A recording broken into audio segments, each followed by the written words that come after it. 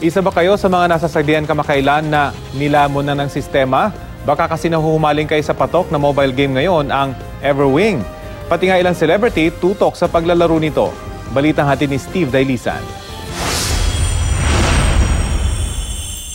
TNC, they're hitting the edge and it's going down and TNC. Sa PC games na Dota, may mga kumita na ng milyong-milyong piso. Sa mobile games na Pokemon at Clash of Clans, marami na ring na-addict. Ngayon, pati ba naman sa Facebook messaging app, may game na rin?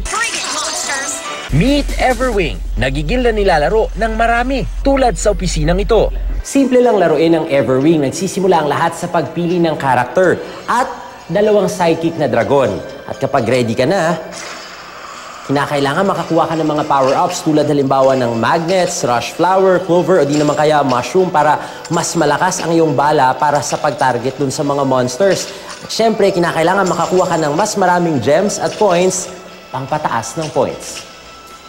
Triggered minsan kasi kunyari sa group chat nyo may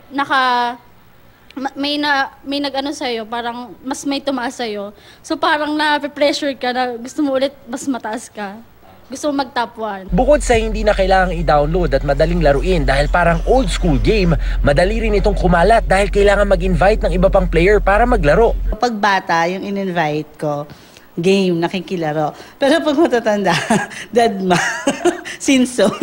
Pati celebrities, nahuhumaling. Meron din akong kilala na imbis na mag-usap kaming dalawa, nag-Everwing lang. Pwede ba kayo mag-LQ sa TV? Kanina nagre-rehearse kami dito. Walang ginawa kundi magkaganon. Tinry ko lang. Tapos ayun, alam ko na kung bakit. At naiintindihan ko na po kung bakit sila invite ng invite. Kasi eventually, ganun din po ako. Invite na rin ako ng invite. Tapos na, awa ng Diyos, nakakatulog na po ako. Steve Dailisan, GMA News.